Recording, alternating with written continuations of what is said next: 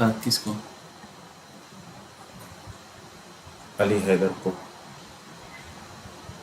Chrome में है, ठीक है।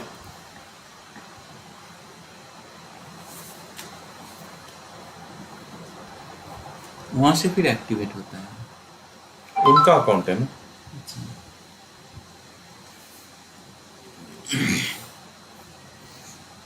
ये स्क्रीन जो भी दिखेगा लैपटॉप के ऊपर वही वहाँ दिखेगा। इन लोगों को बोलता हूँ ज्वाइन, और वहाँ पे एडमिट करने के लिए कोई है? मेरे को जाना पड़ेगा, वेटिंग में होंगे कोई। मैं, तुम इसको करो, मैं एडमिट करवा देता हूँ। हेलो, अस्सलाम वालेकुम अली।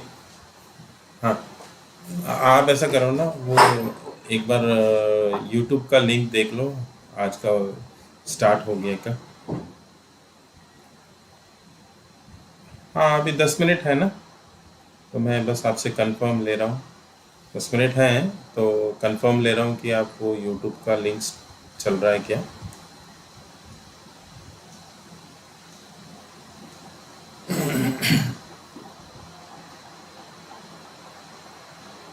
नहीं नहीं, आप आ चुके हैं अंदर। I can see you.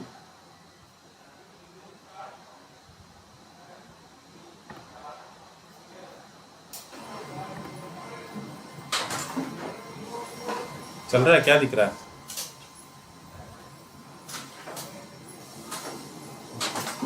अच्छा, वो सुनाई दे रहा है, प्रिंटर की आवाज़ आ रही है। Okay okay, so this is picking up from somewhere else. Anyway, अभी स्टॉप करता हूँ।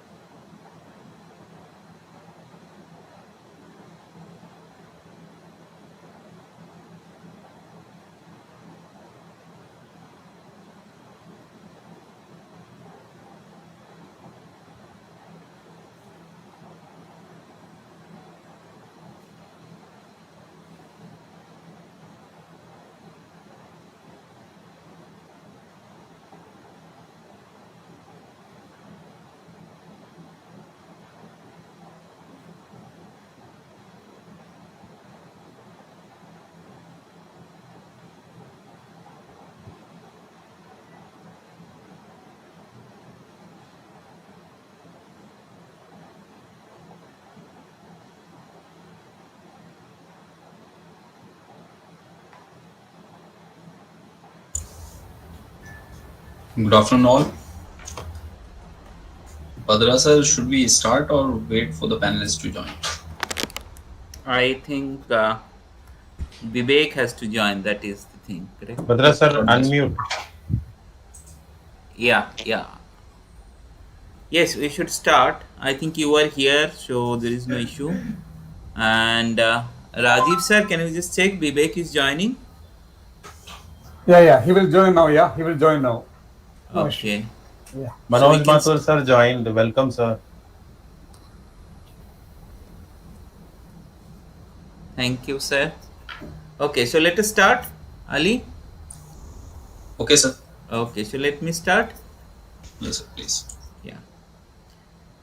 So good afternoon to all of you, and we are on the second day of our workshop, that is community-based disaster preparedness, for 3 days from 28th to 30th, and the workshop is organized in collaboration with NIDM, National Institute of Disaster Management, and Department of Social Work, Central University of Rajasthan. So this 3 days workshop is mainly to bring the awareness about the issues that how disaster management should be taken up as a movement by the student community, by the practitioners community, by the academicians, and by all other stakeholders, that we could really fulfill the dream of achieving a state, a nation, which can be enough resilient to deal with the issues of disaster and to work together for the purpose of building a resilient community, as well as we engage our grassroots level community level people for the purpose of bringing disaster management as a community issue. So the disaster preparedness has to go down in the community, and community is the main stakeholder for the purpose of disaster preparedness. So as a whole, today's session, we will have a quick recap by Dr. Rajiv, and then we will come back and start our other technical sessions. So I welcome all present here in today's session. Firstly, I would like to welcome our first speaker, who is also working as a junior consultant with NIDM, Mr. Ali Haider. And Ali Haider is, by his educational degree, he is a civil engineer, but he has also has done his master degree in environmental management and environmental engineering, and he is currently a consultant in Center for Community-Based Disaster Risk Reduction at National Institute of Disaster Management. Well, And he also worked on different kind of infrastructural development. So as a whole, I know Ali as he is a student from Gautam Buddha University, where previously I was teaching, where he did his engineering degree. So that way I'm very happy to see Ali here, and the way he has elevated in his career. I definitely feel proud to see Ali Haider here, as we are connected from the same university as teacher and student. So welcome, Thank Ali, you, sir. and we are happy to have Thank you you very here much. and see you. And let me also introduce Mr. Vivek CK. Mr. Vivek is a professional social worker with master degree in social work. So I welcome Mr. Vivek, and he has worked. He started his career as a psychiatric social worker, and he has moved to international humanitarian work, and he has made a profound presence in the international humanitarian work. As a disaster management professional, he has worked in more than 30 countries in Africa, Asia, Latin America, and also he has worked in Afghanistan. So today he will also talk all about his international experience, how he has been successful in implementing community-based disaster preparedness. So that way, we are very happy to have Vivek here today, and currently he is working with the Christian Aid, and he has worked in many emergencies like Indian Ocean tsunami in Sri Lanka, in IDP crisis in northern Nigeria, and definitely in Afghanistan on disaster preparedness. He worked in Fiji in cyclone response, and as disaster preparedness coordinator in Haiti, in Rohingya refugee in Bangladesh. So his career is full of many feathers on his hat from his international experience. And currently he is the senior global humanitarian manager in Asia and Middle East for Christian Aid. So as a whole, we'll have these two speakers in our first technical session, and second technical session will be moderated by Dr. Atik. So, and we also have Professor Anil Diwan and Professor Manoj Mathur, and we will introduce them in detail, and who are both very eminent professors in the field of architecture in SPA School of Planning and Architecture, and we will have their detailed introduction in the next session. So I welcome Professor Anil Diwan and Professor Manoj Mathur for giving your time and being here with us. So I welcome all the participants who are here, and we are expecting that all the participants who joined yesterday also will be coming today for this purpose of taking up the CBDP as the core issues in the management and in their practice portfolio. So I would request now Dr. Rajiv MM to take up the recap of yesterday's session, and then we'll start the students' discussions and technical session. So over to Dr. Rajiv. Very good afternoon, dear participants and eminent speakers. And yesterday it was our first day of our 3 days training program on community-based disaster preparedness. And of course, we enjoyed the half day afternoon full session, almost 2.3, around 3 hours. We spent with the program, and of course, the participants have a lot of feedback, which definitely will help us to move forward today and for tomorrow. So of course the recap will help us to look again at the main points of something make sure which we understood in the particular day. So I would request our participants to share your feedback first. Then of course I can summarize the yesterday's sessions. So the delegates, some of you can share your experience of the previous day. Who is volunteering first?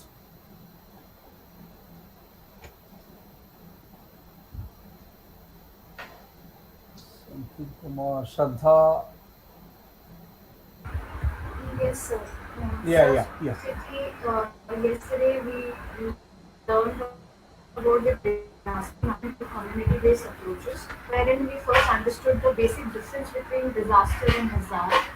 Also, we learned about the disaster management cycle, which basically aims at mitigation and prevention of the disaster, and the community engagement in disaster management was also talked about, wherein how we can forming village level community to deal with the disasters were discussed. And we also learned about the HIGO framework for action, which in first session was the sir discussed of this particular topic.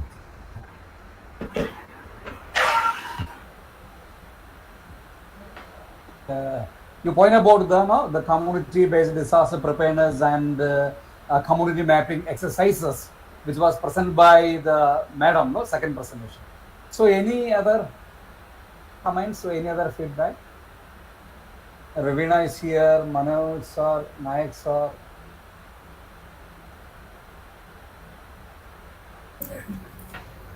Yeah, Ravina. Yes, sir.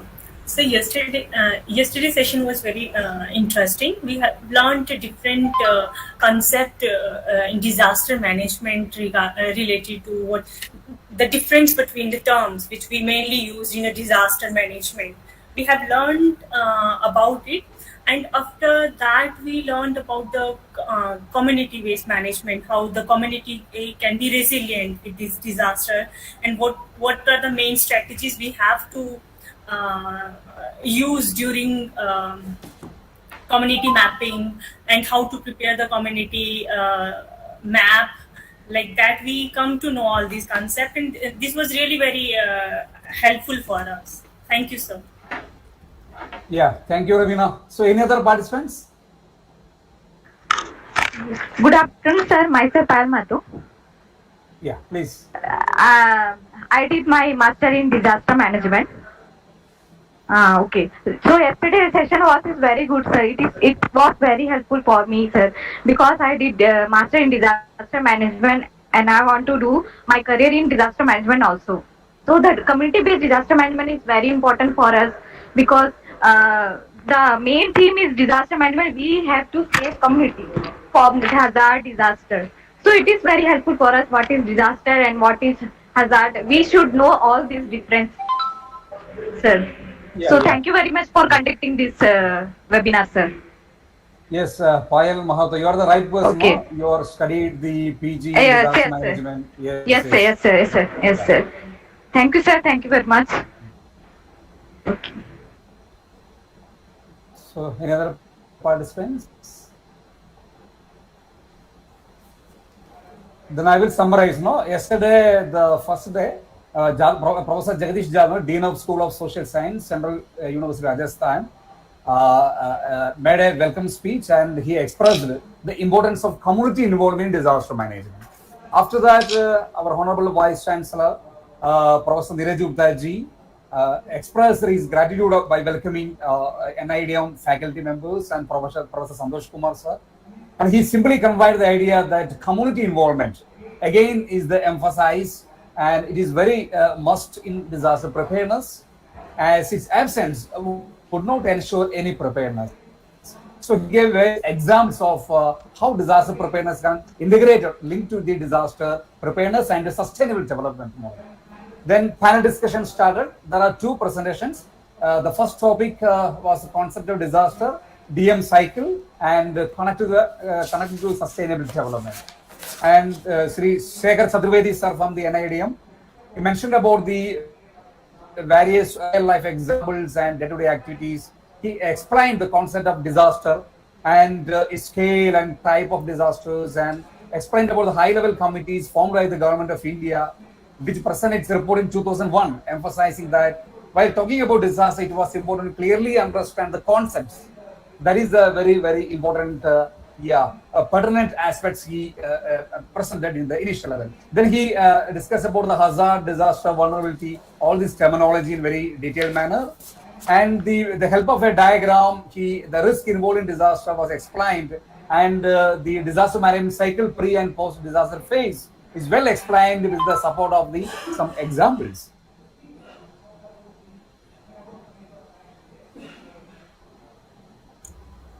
Sorry. Yeah. The speaker talked about the Hoyago Framework for Action, HFA, and its 5 priorities for action. Then he came to the Sendai Framework for Disaster Risk Reduction, 2015 to 30, 15 years agenda, and the local level disaster preparedness integration into the community level planning. He is beautifully titled. And the Sustainable Development Goals, Prime Minister's involvement in Prime Minister's special scheme on disaster preparedness program, already he explained very clearly. So the second talk about the resiliency building activities in community for Cbdp. The Mr. Sarmishta Madam initiated the session by clarifying the difference between doubtful terms such as disaster, hazard, risk, and connect to the vulnerability assessment. And finally, she clearly connected how vulnerability assessment can be taken with the crucial involvement of the community participation. She elaborated on the concept of resilient communities, as it strengthens the capability of the communities to absorb stress and destructive forces, etc. And in every disaster, community becomes the first victim, and the community should be the forefronter and the active resource, active reservoir for acting disaster response program. And she emphasized on developing village level committees to prepare disaster management, VDC, and block level committee and the district level management team that should be known as the disaster preparatory team and the disaster task force. That should be ideal, should be established in the each Grama Panchayat level. That should be the ideal strategy for, I think, batting about the disasters and disaster management. Timelines and seasonality calendar, all these community based mechanisms, PR exercises, all these methods she explained very beautifully. The session ended 4:30. The concluded by the vote of thanks by Dr. Ati Hamad sir. The speakers were thanked for insightful sessions, and the participants were asked to join the next day session. So the session is going to start. Of course, I will hand over to the moderator, Subhashit sir, for the next sessions. Thank you, Dr. Rajiv. So let us go ahead with the next session. I would request Mr. Ali Haidar, the junior consultant from NIDM, to talk about community-based disaster preparedness and engaging community. So yes, we are waiting to listen from Mr. Ali Haidar. Yeah. Thank you, sir. Let me share my presentation.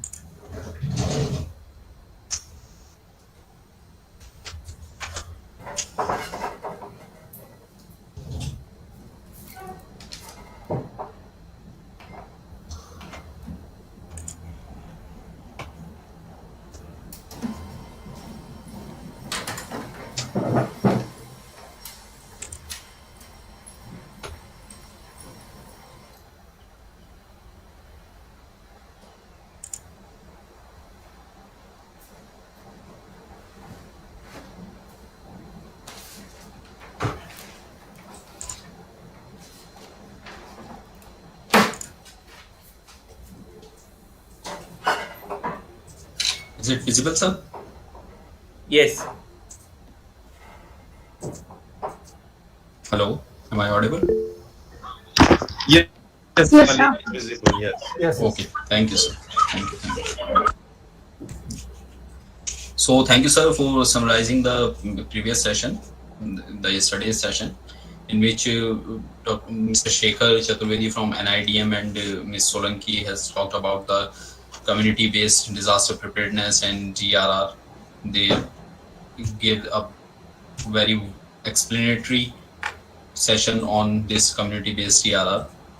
So I will be talking about the engagement of community in the community-based disaster preparedness and how can we plan for it and how to implement the planning. I will be discussing all of these. So as we all know that in case of any disaster or any emergency, before any government or outside support reaches to the area which is affected by the disaster, it is the community who is the first responder.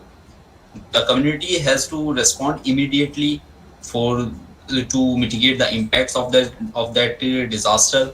So if we build the capacity of the community, so we can save a lot of money and a lot of efforts which will be there if the community is not capable or is not that resilient to cope up with that disaster.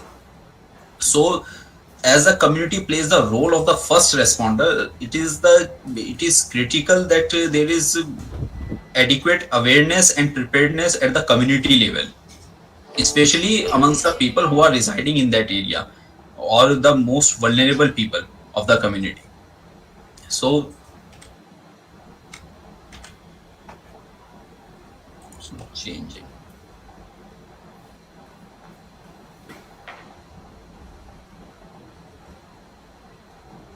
I think you right click and then put next, then it is easy to change. Yes, sir. Yeah. Go to the next kind of thing. So it's not working actually. I'm doing it.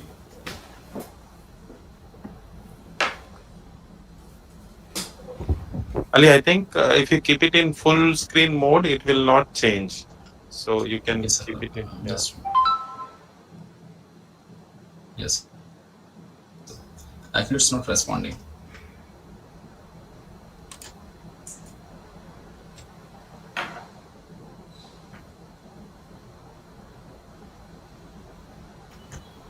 Sorry for this technical glitch. Actually, it's not responding.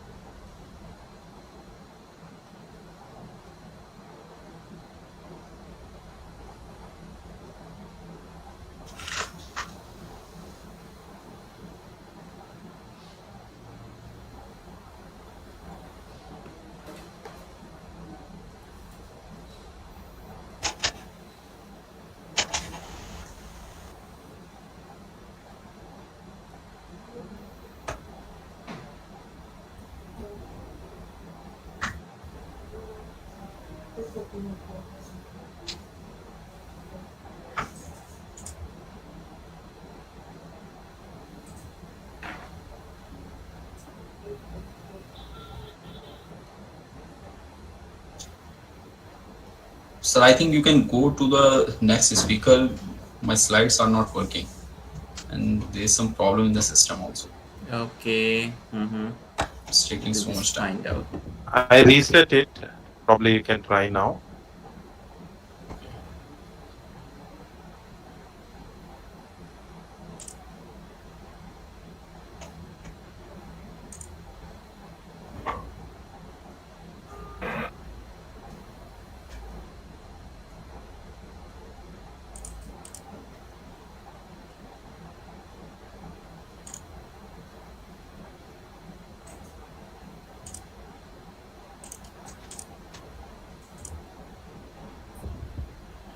Your screen is visible, but not in presentation mode. Yeah. Actually, sir, there's some problem in the system. I think you can go to Mr. Vivek and I can present after him. It is taking too much time. Okay. Badra sir, shall we do that? Yes, let us do that. Can we just see whether Vivek is already here? Yes, Mr. Vivek is already here. Rajiv sir, you can present his PPT. Yeah. Yes. Sorry for the technical glitches. So we have got Mr. Vivek Sikhe and lots of wishes for you. Though we know now you have got suddenly, unfortunately, corona positive, but that doesn't restrict social worker and humanitarian worker being stopped from doing the work. So thank you for joining even after this situation. And I'm sure you are doing good, and it will be very soon you will come out of your quarantine. So thank you. Thanks, Subhashish. Yeah. The slides, no, which Vivek, you are sharing, or I sent you one in your email. Maybe yeah. If you want to, you can upload it. I think no, you can start with your. I think we more expert from the practical knowledge, practical experience which you gained from all these countries that you can share. Meanwhile, I will open the PowerPoint. All right. Thank you. Thanks, Rajiv. Thanks, everyone. Good afternoon. Can you hear me clearly? Is it audible or? Okay. I'm just asking because I have some. Because after this COVID, I got some problem with my voice. It became very soft. So I haven't been talking much for the last few days. So I think it has got impacted my voice too. Because, right, Subhash, is it actually, last few months, we have been going through this, and most of our organization has been impacted heavily. So many staff in different offices has been infected, and we lost few of our staff in different country programs to COVID, very unfortunately. So it has been a very tough time for all of us, and most of our colleagues, but we cannot stop working because our job is to go and support those people who actually affected by a crisis, including COVID and not just natural disasters.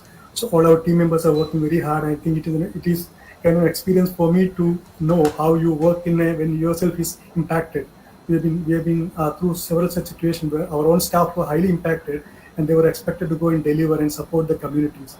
So it has been very tough, but I think that is the beauty of our career, to our profession, where we combine sort of our personal stuff and then support the communities. I'm very proud to be a social worker in that sense. So I'm just an apology in the beginning because in case something not clear, please put those questions to the end. And also, if I'm speaking very fast, please Rajiv stop me because I have a tendency to speak faster, especially when I'm on speaking with the computer. To begin with, just to introduce my background, I've been, in fact, I'm a classmate of Rajiv. We studied together, MSW. So I'm a master's in social work. Then I started working in the community development sector in Kerala and in Bangalore and psychiatric social work settings, etc. But then after the tsunami in 2004, I moved to Sri Lanka with an international NGO, and then onwards I started working in various humanitarian settings with different organizations such as ActionAid International, Save the Children, Concern Worldwide, then Christian Aid. So few of those organizations where I recently worked. Currently, I'm working with Christian Aid, which is an international NGO based in the UK. We work in Asia, Africa, Latin America, all those different continents in different countries, and we are primarily a humanitarian agency, but we also support development programs in different countries. So I work as a senior global humanitarian manager for the Asia and Middle East. So where I head the humanitarian division for the organization in the region. So whenever there is an emergency in the region, I'll be the one to the first point of contact for us. So that's where we start the work. So and before getting into these jobs in this Christian and other organization, I was actually working as a project manager level in different countries.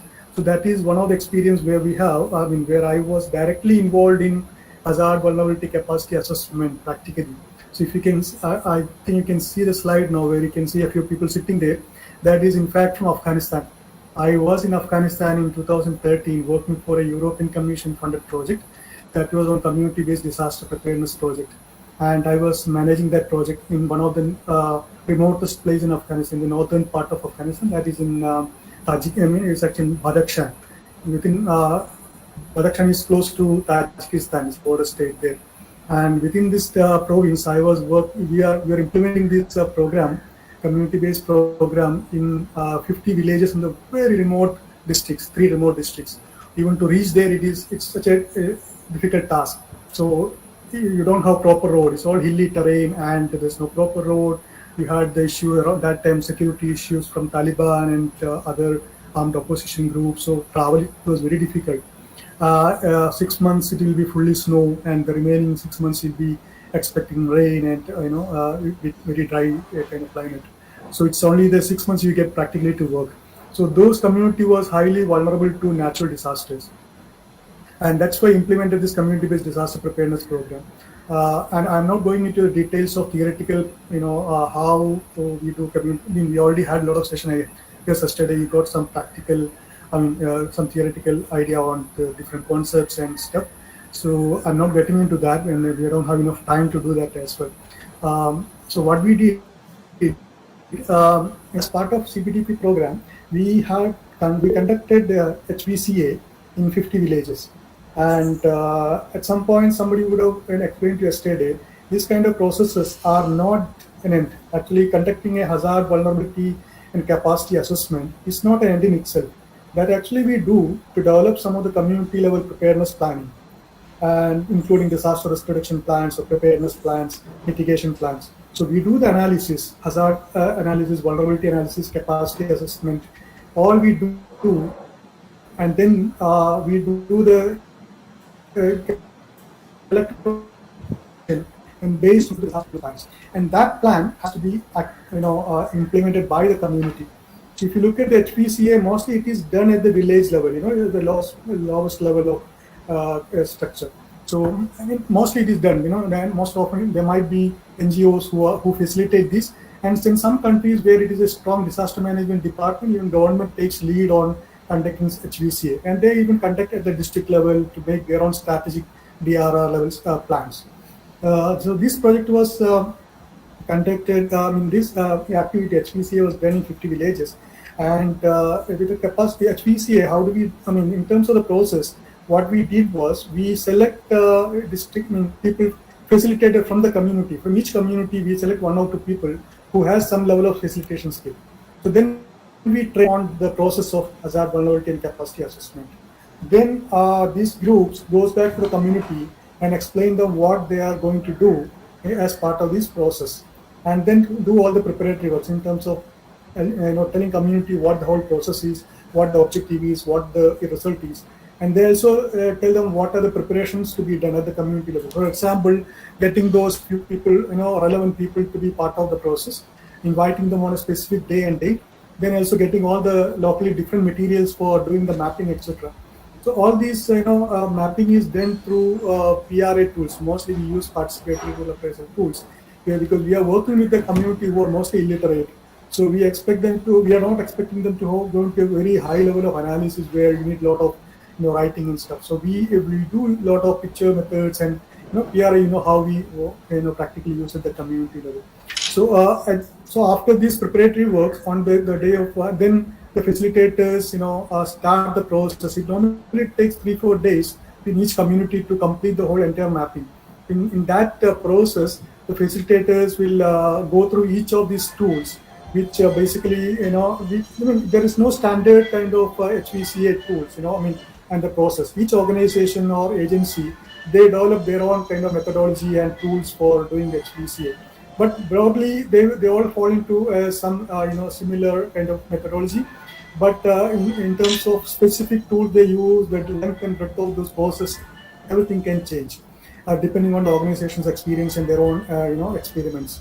So initially we did a long process which was taking so much of time. Then we had to reduce the number of tools to make it a more practical process. The community will be engaged. If you keep it very long, 5-6 days, you won't get the kind of attention from the community.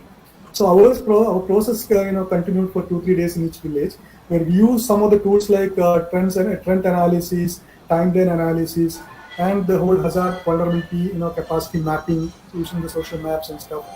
Then we also used Venn diagram, institutional mapping. Then we used the seasonality calendar. So these are very relevant to analyzing some of the vulnerability, capacity and resources, etc. You can see what we do normally. It's not easy. We need to let people know what you mean by vulnerability, what you mean by resources, what you mean by capacity. Then only they can kind of map, link their community with all these concepts. So they in process community analyze, map all those different hazards, and the exposure of hazards in the community. Then they also the vulnerability to those hazards. Who are the different vulnerable groups? What are the specific vulnerabilities? Then also look at what are the different resources they have in the community to tackle some of those emergencies. And what are the capacities of community people? What are the capacities available in the community? So we'd explain what you mean by capacity. It can be transportation communication facilities. It can be the skilled persons available in the village. It can be trained people to do search and rescue in the village. It can be health workers. It can be doctors. It can be safe shelters for evacuation. So many resources in a community and so many capacities within the community. So it is important to map all those so that we can use them. Sorry, Rajiv, anything going on? Is it okay? Is it any problem audio or? No, it is fine. Okay. It is fine. Please go ahead. Okay. Yeah. Oh, thank you. So similar. So we map all those different, vulnerability capacity. So at the end of a 2-3 days process, the community will have a very clear understanding of different vulnerabilities in the community, hazards and exposure, capacity and resources. So they based on that, they develop these DRR, disaster risk reduction plans. So those plans can be basically something to reduce the risk of the disaster. So if you look at some of the community where I worked, it was most of the community was struggling. They had gullies. A lot of small gullies start with and expand over the period of years. The gullies become so big, it completely destroy the farmlands. It is very difficult for people to cross those gullies during flooding. Or kids when they go to school, they fall into the water because of the gully expansion. So they do most of the community. They suggested check dams in the gullies. So check dams are kind of structural mitigation work. Through the project, we supported the community to provide construct a lot of check dams. Rajiv, if you can go down to the slide with the pictures. So there were a lot of stones available in the community, natural stones. So they use stones as well for making check. There are check dams and technical. You need some engineering support that our technical engineers will provide the. So unfortunately, I lost all my photos which I was saved in a hard drive from Afghanistan. I'm trying to retrieve it. Still I couldn't succeed. So I don't have a lot of photos on the project now. But what you're seeing now on the remaining pictures. The one is, this is actually from Rohingya camps in Bangladesh. The one you see is a bamboo bridge. It's like you can see that 4 bamboo bridges coming from 4 different corners of the hill. This the same project we had done similar DRR activities in Rohingya camps in Bangladesh. So where we have got a funding from World Food Program to do a lot of structural mitigation work at the community level. At the camp level. The Rohingya camps, we have almost 1 million plus people refugees staying, who came from Myanmar, who have taken refuge in Bangladesh, are staying in one district of Cox's Bazar. They are occupied in around 30-35 camps, and very crowded camps, and they were like natural hilly areas, which were all kind of, they cut the trees to make their own small huts, and became so vulnerable to natural hazards such as landslides and flooding. So every monsoon season, a lot of people lose their life because of flooding, and it's very difficult people to move between between the hills because of the muddy place, because they can't walk, and there's always water shed somewhere nearby, and so many kids they lose their life because as landslide happened when they play, because all the woods were cut, so there was a lot of chance for landslides, etc. So if I go one by one, if first one was a bamboo bridge, where we used bamboo was the natural resource available in those areas, so we used a lot of bamboo structures, and this bamboo structure actually helps people to cross from one part of the camps to other camp. So it looks very simple, but it is such a life-saving things for the community. And in the beginning, when the camp started in 2000, end of 2017, it was nothing. It was just like a very clumsy place, and people were struggling too much to even move around. But now, with a lot of interventions from NGOs, after 2-3 years, if you go to the camp, they are all well settled kind of camps. You can see a lot of structures which actually mitigates a lot of DRR issues. Disaster issues in the community. So these are the drainage. These are properly built drainage in the camp. And earlier there was no drainage. When there was no drainage, you can imagine 1 million people living in a camp area without drainage, how it affects the health of the people. And there's no way, without drainage, everybody dumps everything into the drainage, and there's no properly built one. So at the rainy season, when the flood happens, everything goes into all the houses. And that is where you can expect people getting cholera and other contagious illness. So this kind of drainage. We constructed kilometers of length of drainage. This you can see is a bamboo bridge. Bamboo staircase. Not bamboo, actually is a cementally constructed in cement. Earlier we used to make bamboo, then the sandbags, etc. But now it's properly built by cement because the government of Bangladesh has allowed some cement construction. In the beginning, the government was not allowing any permanent structures in the camp.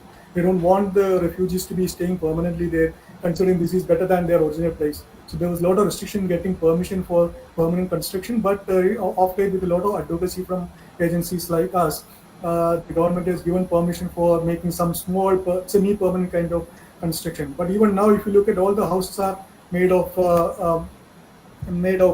tin sheets, etc., because they don't want the house to be made permanent kind of houses. So they're still having semi-permanent houses where it is still made of bamboo, which is already rotten because so like 2-3 years old, and people are not having a chance to build a new house.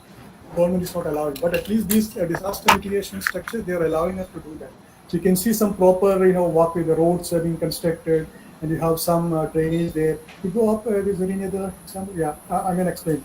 So then also we do a lot of tree plantation to prevent our natural soil erosion, and also to bring back greenery to the place. So if you go back now, and if you take an aerial picture, you can see a lot of greenery on the camp areas. So these are all structural work, and on the non-structural DRR work, what we do is we have a lot of fire and safety committees in the camps. We train them. So whenever there's a fire disaster, these are the people first to go and respond. And we also keep a lot of small fire stations in different parts of the camps. And the fire brigades, they know how to tackle a fire when it happens in the community. As our previous speaker was coming to say, it is always the community who is the first responders. And it's often very difficult to bring some of those fire equipments to the community, the fire vehicle, because of the access issues. And some communities should be prepared, and they should have the basic facilities for fighting some of those initial search and rescue operations. So there are a lot of structural work and non-structural work. And for all those kind of intervention, to design such interventions, what we do is hazard, vulnerability, and capacity assessment. We do a mapping of all the different resources available, what are the vulnerabilities present there, and then make your plan to reduce the vulnerabilities, increase the capacity, increase the resources, so that you have a less impact on the hazard. So this is the basic principle of doing DRR planning. I can keep on talking because, as I said, Raji would have told you at some point, I've been working on this sector for last so many years, and I've been working in so many countries in different continents, even Africa, Asia, Latin America, more than 25, 30 countries. I worked exclusively on disaster management. Many places it was mostly humanitarian response of late, but I also worked on a lot of DRR programs in different countries and with different. For example, I worked to Save the Children, that is basically working with children. So we work a lot of school-based DRR programs, and we work with the children and school community and develop this similar kind of planning and assessment and make a plan for the schools, to make it more resilient, disaster resilient. So I have a lot of experience. I know 30 minutes is too small to share my experience, and I will maybe I'll put a stop here because if at all I don't want to delay the whole sessions, and also if at all you have any clarification or further questions, it will be better in that way, I guess. Thank you, Rajiv. Thanks, everyone. Thank you, Vivek, for sharing the beautiful experience. Like you had taken the whole group of audience with you in Bangladesh and in Afghanistan, and to see how actually it is happening. What actually Vivek has pointed out that this hazard vulnerability and capacity assessment, the formula which was given and discussed yesterday, and he is the person who had shown how practically we can do it, how practically the change has to be brought in the community by engaging the community. So that has been done by Vivek in different areas, and that work has really makes the communities a better place. And particularly at the end, if we see that the community-based work engaging the children, child-centered disaster preparedness are also very, very crucial. Particularly if we see the school safety program, even in case of tsunami, where we have worked with American Red Cross in across the South India and Indonesia and Sri Lanka. There are also the school safety programs were something which are very important to take up, because the children need to understand how they should make themselves safe and how to create the safety. Probably again somewhere we could see that the school safety program, the way it has taken, a lot more work has been done, and at different contexts, like in Gujarat, a lot of training sessions have gone in that how the children should make themselves safe during the situation of earthquake. So this kind of situation definitely make the community very much knowledgeable, and that allow them to become more resilient, and the impact of the disaster reduces. There are critical issues also, like if we say in some situation, if we can see like what is happening, one of our students is working in the conflict affected areas of India and Pakistan border.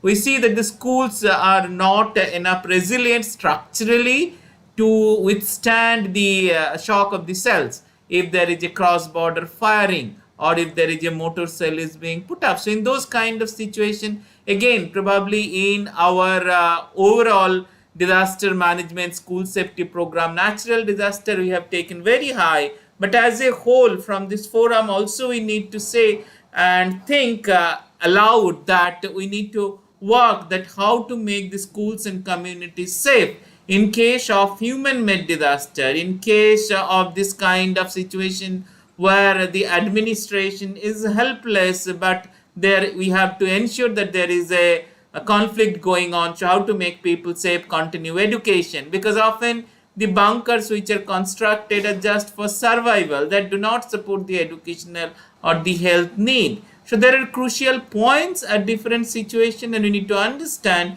that HBCA has to go according to the situation, according to the consideration. Even Northeast, when we worked, we see a lot of problem the community face because of the elephant attack. Now the animal-human contacts, animal-human problems are also increasing in different places. And then how to mitigate that. So these are very typical issues. So according to the region, according to the situation, we need to take up. We need to take up that what is the hazard, what is the vulnerability, and what are the kind of capacity we should build up. So that understanding is very crucial. So wherever, for our participant, if you consider and ask and think about your situation and see what are the hazards, you are facing, because the exposure of the hazards makes you the disasters to happen. So if somebody is living on the flood plain, so that itself is a hazard, or somebody is living near to the sea is the hazard for tsunami, for the cyclone. So how to be safe in those situations? So Vivek has given a very wider understanding of HVCA. So I would be very happy if any one of you, any one of our participant could ask a question, reflect, or have a point from your side to create, to give a more focus on this topic. So anyone from the group, anyone from the participants, please come up. You can put on your camera and give a brief intro of you and talk. Yes, please. Anyone?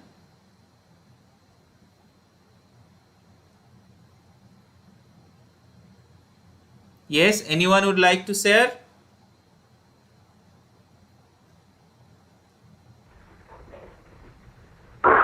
Yes, please. Hello, good afternoon, sir. Yes, please. Hello. Yes, please. Myself, Payal Mato. I did my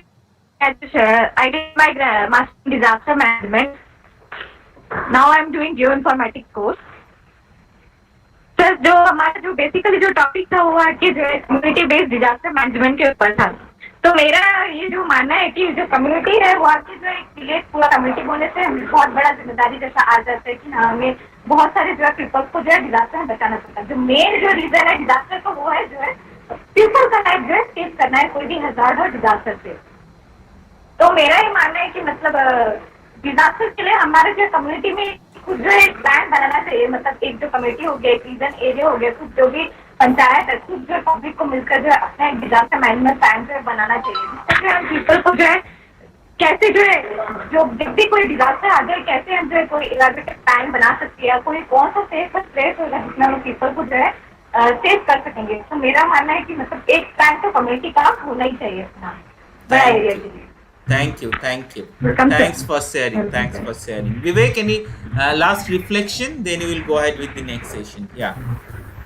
Thanks. Just on the comment came in here. It's very important that we always promote. Have a community level disaster preparedness plan or response plan for each of those hazard-prone community. That is very important, and that is more important that who are to be involved in those planning. It's not just the community. I think it's always sustainable when you have a backup from the the local government, self-governments. Because what happens most of the time, as a part of the project, you will develop a plan. That will happen, and you will get a document, 20-page, 30-page document, printed, written nicely, and all book, everything is kept. It goes to the shelves, and nobody even refers to that when you face a disaster. And the community forget after the project is over, the NGO will pack their bag and they go back, and the community will be back to their longer business of doing agriculture, whatever livelihood and daily course of life. So it becomes just a process, and it ends up in some other desk. So that is what we normally see. But then it's important to follow up and make sure that this planning process has been properly used and been followed up. So that's where how it becomes sustainable. The involvement of community is so important, so that they own the whole process and they start using it. And a lot of good examples where community use those preparedness plans and respond to a disaster and they reduce the impact. A lot of good examples, so we can refer to that, but a lot of bad examples too. And that is more, actually the bad examples are more, because sometimes when you don't pump in resources, people won't be interested. The moment you bring some money to support those DRR programs, because it's easy to make a plan, but then who is going to fund? You're talking of a country like Afghanistan or India or even Nepal, where the government is struggling to resource those. So when you don't have the resources and then you don't make an action plan into action, then people lose interest at some point. So that is there are a lot of challenges around it. I think it's a different topic that we need to discuss it maybe in a different point of time.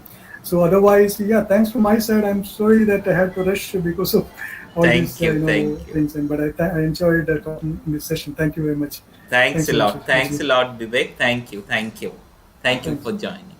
Okay, so let us move to the next session. So I would request Haider, is the technical glitches you have been able to overcome? Yes, sir. Yeah, I will try to please present start? now. Yeah. Otherwise, Dr. Rajiv is ready with this. He has started the presentation. Oh, that's great. Okay, sir. Yeah, thank you, sir. So, as Mr. Vivek has already shared a vast and practical experience he has. He has a very vast experience. He has already explained how the disaster management works in a community, how we prepare a plan, how we do the hazard mapping and the vulnerability mapping. I was also about to discuss that. I will keep it brief now. So can you please come to the next slide, sir? So to ensure the future safety, we have to prepare an action plan, an advanced plan, so that there is a systematic, easy and comprehensive action which we could implement on the ground, on the community, to mitigate the impacts of any disaster or hazard. So first is why CBDR? CBDR is a community-based disaster risk reduction. So why CBDR is there? Why we have to do that? As we all know that community is the first responder to a disaster. So we have to make the community that powerful, or that we have to build the capacity of the community who is facing the disaster to that extent that they cope with the disaster, they can mitigate its impact, or they can revert back to their normal life.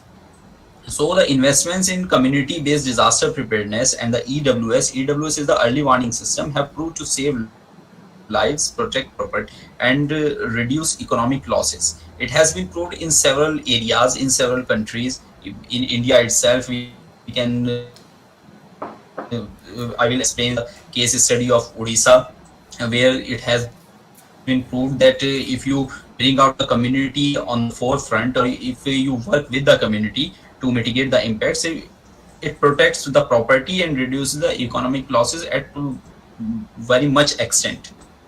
So a community level focus facilitate the identification of vulnerable groups. If we work with the community, not for the community, there's a line that we don't have to work for the community, we have to work with the community. If we keep the community at the center, and if we provide them the power to take the decisions and to work on their own, then we can identify the vulnerable groups. With the help of that, we can prepare better. And there are three phases of a disaster: pre-disaster, during disaster, and after disaster. So we have to prepare for all three phases. I will explain it later how we can plan for these three phases. Where communities are equipped and prepared, disasters clearly have much lesser impact, especially in terms of the loss of lives. It was said by the UN ISDR, and it is proved on several disasters in several areas. Next slide, sir. Yeah. Objectives of CBDR. What are the aim of doing the CBDR? It reduces the vulnerability and increase the capacities. It already has been explained by Mr. Vivek how it reduces the vulnerability and how it increases the capacity of the community. It contribute to the people's participation and empowerment. We can gain from collective participation. We can put communities on the forefront and promote the bottom up approach, working in harmony with the top down approach. This is the main point. We have as we see the national framework of the DRR, the disaster risk reduction. It is a top down approach. We have a national authority, then we have the state, then we have the district, and then we have the local. But when we work in CBDR at the community level, we have to promote the bottom up approach. That is, we have to start with the individual, then we come to the family, and then to the community, then to the village level, and so on. So next slide, sir. Yeah. So what is CBDR? In brief, it is the process where the community is on the forefront to mitigate the impact of disaster, to reduce the impact it may cause, or for a safer and resilient community. It has different stages. Few are pre-disaster, some are during disaster, and others are after disaster. So when we talk about the pre-disaster, it is an assessment of what? Assessment of risk and vulnerability of disaster. how much is the vulnerability in the community, and how the disaster how much it can impact on that community. Then we have the risk reduction planning. After assessing the risk, we can plan for its reduction, how the community will work, and how the whole system will work with the community. And then we have the early warning system. Early warning system is nothing but a set of capacities needed to generate and disseminate timely and meaningful warning information to enable the individuals and the community and the organizations which are involved in it threatened by a hazard to prepare and to act appropriately in sufficient time. So they have the time. The early warning system should work in that way that the community should have that time, so they can work on it. They can prepare themselves. They can cope with that disaster. And then we have post disaster relief. If there's a disaster, then there must be some destruction and some loss of property and livelihood. So there should be a plan after disaster, how we will rehabilitate, how we will provide the relief, and so on. And last one is the participatory monitoring and evaluation. It will not be enough if we just have a plan. We should have a monitoring and evaluation system. We should have a mechanism which can evaluate or monitor how the program is working, and how it is justifying the objectives. So this was the overview. So to build the capacity of a community, we have to focus on some important points. First one is the assessment, which I have already told. Assessment of what? Assessment of the vulnerability and the risk the community involved. And next is the monitoring. Monitoring means we have to see the disaster profile of that area. We have to check with which area has a more vulnerable section of the society, which area requires more work to do. And then we have the early warning and preparedness system, I have already discussed. Then we have to identify and work with those who need the assistance, means the people who are vulnerable, who are poor, the poor people, the old age group of the society, women, children, and the physically handicapped and all. We should have an accurate and effective communication strategies. This is the most important thing which we should have. We just can't go on with a plan. We should have the communication system, so that the person who is standing on the last in the queue should get the information which we want to convey. So we should have an effective communication strategy. Then we should develop a system for cooperation and collaboration among response group in the recovery process. And there should be a leadership which can take the decisions. We should create the leaders within the community. We should create the heroes within the community who can take the decisions at the right time. Then we go to the Then we go to the important components of CBDP, Community-Based Disaster Preparedness. It has already been discussed by Mr. Vivek, how we do the hazard mapping and zoning. We just identify an area who is prone to any disaster. We draw a rough sketch of that, and then we draw all the things, all the resources, all the hazards which could be there, the impact of that. We can see the history of the hazards on that area. So by that help, and this history, it not only be provided by the documents. We can just go to the community, talk to them, and take the information from the community, how the hazards in the previous time in the history impacted them. So by these informations, we can draw a map of hazard, and we can divide the zones, on which zone the impact will be more, on which zone the impact will be less. We can do that accordingly.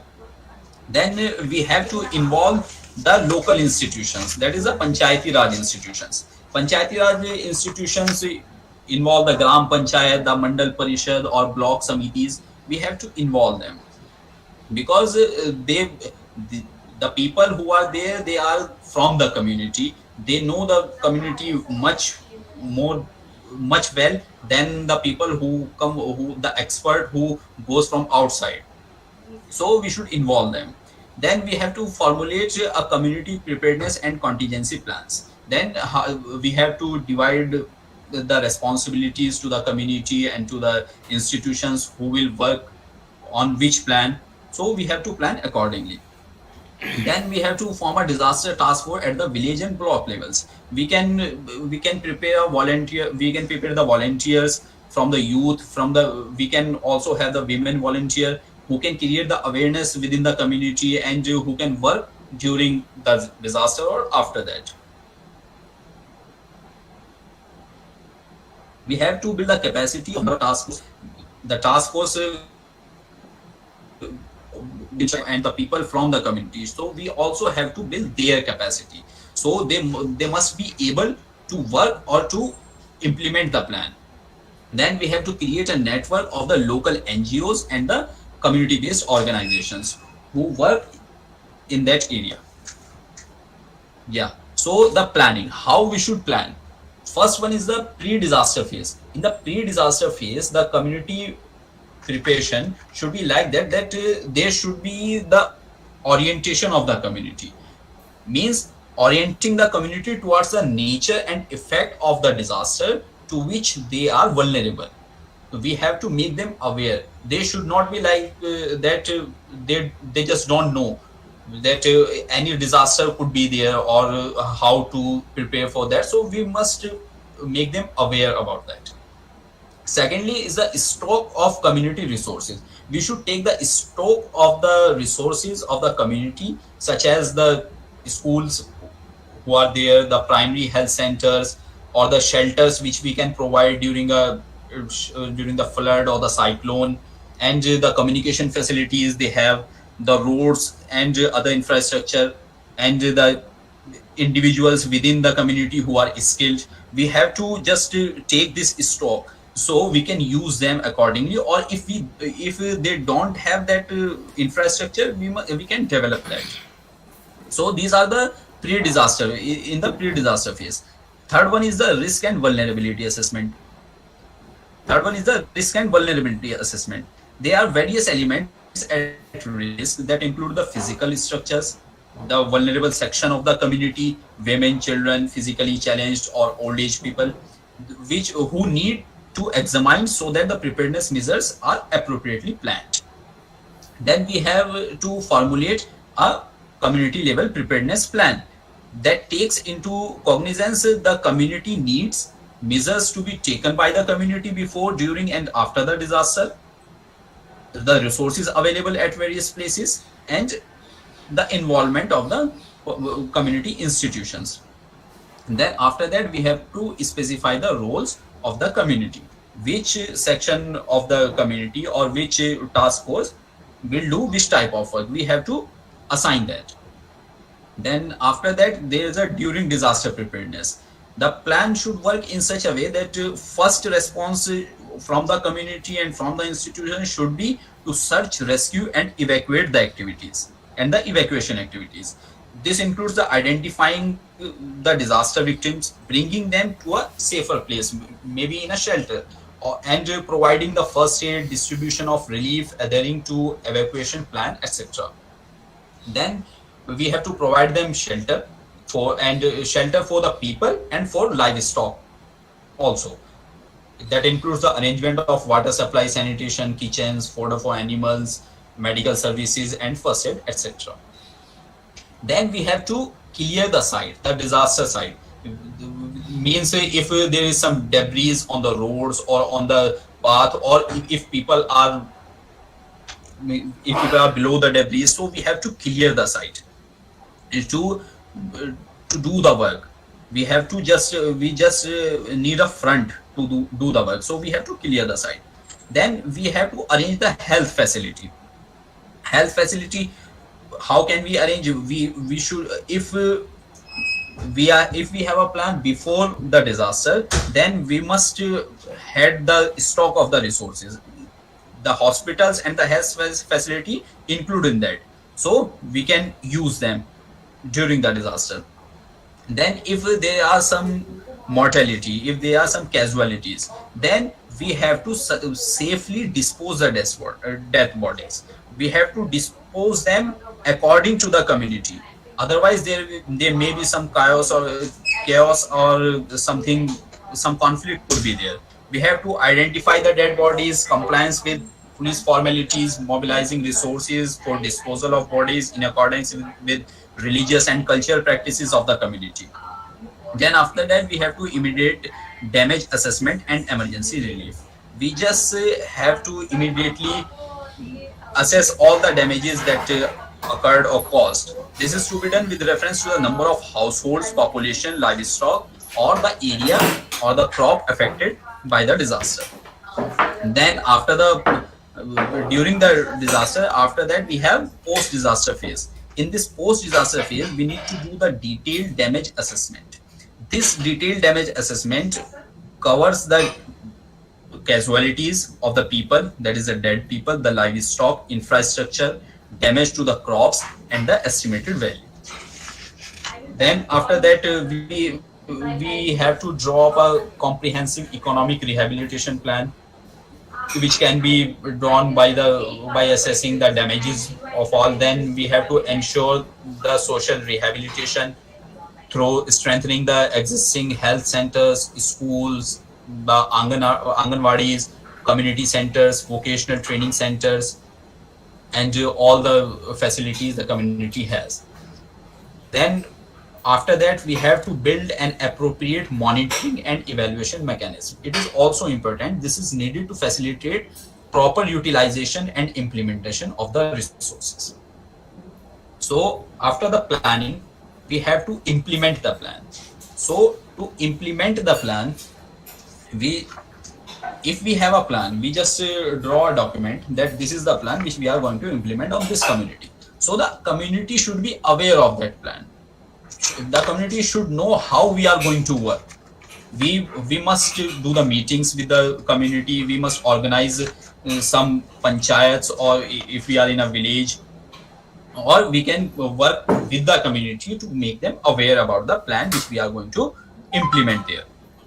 Then there should be a community participation at grassroots levels.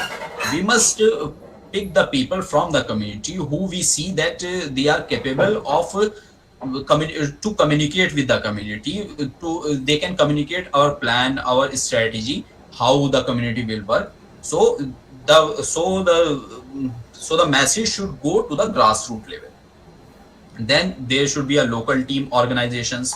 In local team organizations, we can have the village task forces or volunteer team, the youth team, and women team, etc. We have to involve the development workers who are actually working there, the local masons, and the people who could be very helpful in rehabilitating the resources. And after that, we have to mobilize the local assets and resources. The local assets which we have to mobilize them. Now, this was a theory of Cbdr. Now, there are some best practices in Cbdr. That is, the states or the community who worked on it. If we see the cyclone Phelan of Odisha of 2013, it was very evident, and the effective management of cyclone shelters by the community members, as revealed by Cyclone Phelan, is a testimony to the sense of community ownership and their level of awareness as well as preparedness. In this cyclone, they have created the shelters in a huge number. The organizations there, nearly 20,000 cyclone shelters were there in schools, colleges, and other safe places. Minimal death as compared to the 1999 super cyclone, which was the disastrous in the history of India. India is, as we all know, that India is one of the 6 major cyclone-prone countries in the world, and the cyclonic storms and storm surge have been responsible for some of the severe fatalities. Odisha super cyclone of 99 was one of them. And when after this cyclone of 99, Odisha prepared a lot on the community level. They organized the community in a very good manner, and it was seen in the during the Falin cyclone. The economic losses were higher, but if we see the deaths or mortalities in comparison to the 99, which were 10,000, nearly 10,000 people, it was very low in the Falin cyclone. Next slide, sir. Yeah. So what they did, what the government did, what the community did, they developed the physical infrastructure. They developed the buildings there, or they make the community aware that which type of buildings they should have. They should have the cyclone safe infrastructure. They prepared the emergency operation centers. They transferred the technology at low cost. The masons, the local masons were trained to build the cyclone safe houses. The community based livelihood diversification initiatives, they took that. They created a mass, they created the awareness in the mass. They mobilized the social resources. They did all the things which the theory says to for Cbdr. They involved all the gram panchayats, and they created a Odisha Disaster Rapid Action Force. So these all steps were there during the Falin cyclone. These were very helpful. They used the rural housing scheme of Indira Awas Yojana to consider the cyclone resistance houses. So it was very successful model. If we go to the challenges, next slide, sir. If we go to the challenges, which the main challenges which were there was a high level of poverty and other priorities which stopped or which reduced the interest in mitigation activities. The short memory span which we all have, that we forget how we suffered in the previous disaster. So they keep on awareing people about that. The poor understanding of disaster management, even the people who were responsible for that, for disaster management works, they don't had the understanding about DM, how to work on that. So the state government worked on it. The solutions they adopted to overcome these challenges: a large scale social mobilization, mass awareness campaigns, and the appreciation and acknowledgement of community actors who worked within the community, and the development of training modules on DM for the people who were responsible for disaster management works. What were the lessons which we can learn from this whole process of Falin cyclone? That we have to, there's a need to strengthen the SDRF, the State Disaster Response Forces. We have to increase the number of cyclone shelters in the area which are much prone to the cyclones, to strengthen the community volunteer groups.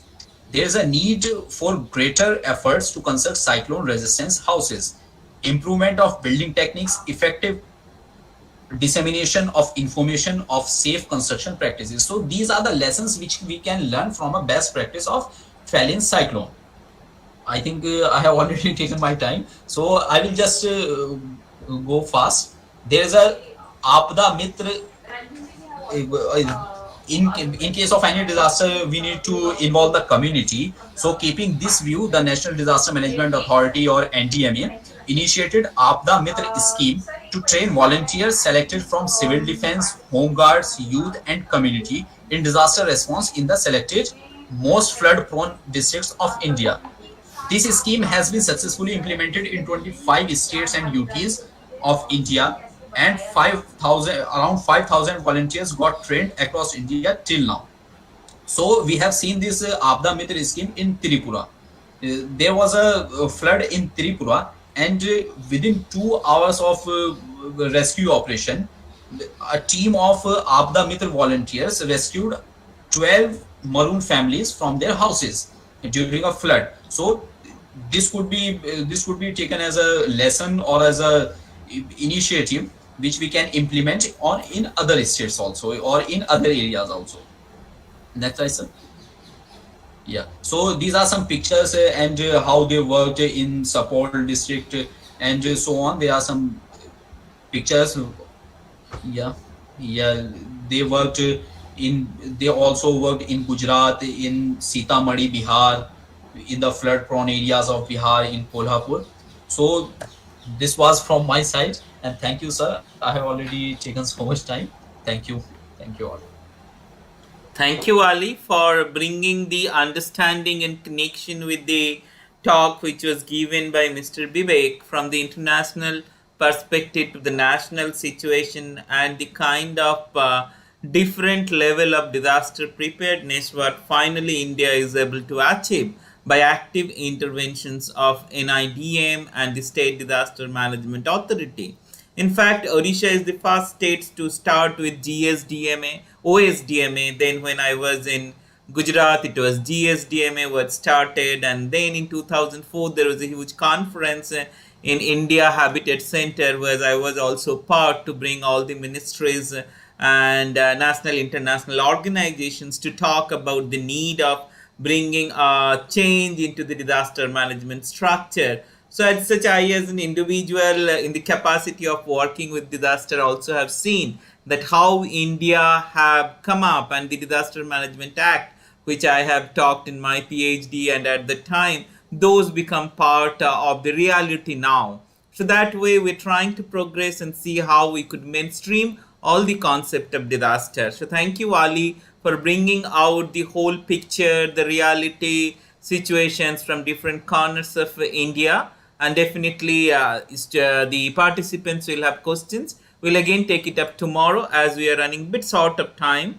So we will go over to the next panel discussion where we have two stalwart professors from the background of the architecture. So we'll stop the first session here, and I would hand over the session to Dr. Atiq Ahmed for taking up the next session. So thank you, Ali, for your time. Thank you. Thank you, Badra sir, for handing over the session. The first session went on very well, except for few, technical difficulties which we faced. So once again, welcoming all for the second session of our training program. We have two stalwarts with us, Professor Anil Dhawan and Professor Manoj Mathurji. Sir, welcome. Professor Anil Dhawanji is a HOD of Architecture Department in School of Planning and Architecture, New Delhi. He has his Masters in Building Engineering and Management and PhD in Hospital Standards. Sir has a rich experience in academic and teaching of over 30 years. And we also have with us Professor Manoj Mathurji, who is also an architect, educator, and trainer from School of Planning and Architecture, New Delhi. Manoj sir also has rich field experience of designing building and has more than 30 years of teaching and practice experience. Today, these two stalwarts in the field of architecture are here with us to share their expertise on how to overcome issues of resilience while planning and designing buildings for the community-based disaster preparedness. Sir, I welcome you both on behalf of both the coordinating institutions. And I would like you to take up this session and share your expertise. Please, sir.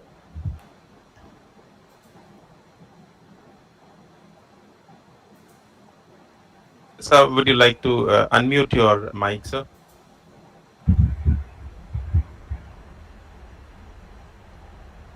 Thank you for having us on this program. It is indeed quite a topical issue, and it's something which needs to seep into all areas of education so that those who are trained to do things in a professional manner have to keep this point at the back of their mind, which is about disaster risk reduction on one hand, and of resilience on the other hand, and of building in a manner wherein these things get taken care of without actually being something that you have to do very specially. So that said, of course, right now we are in a situation where you can say that the building industry to which we belong, and being architects, we are quite in the middle of all of it. We are more in the business of disaster creation rather than disaster risk reduction. So you can say that a lot of the world's troubles are because we have created them, and we have created them because not because it was our intention, not because we wanted to destroy the world, but it was out of misplaced sense of doing things right for the community. So where we went wrong was that in figuring out what we had to do for the people, what we had to do for the community, what we had to do for the society, our vision was not really wide. It really did not take care of many things which traditionally were part of our, you could say, vernacular understanding of how to build. And somewhere along the line, in trying to be modern, in trying to be, up to date with the scientific principles and up to date with the methods of building, which actually were imported. They really were not our indigenous methods. We were given training of a kind by certain power that this is how you have to do it, and that's what we all learned.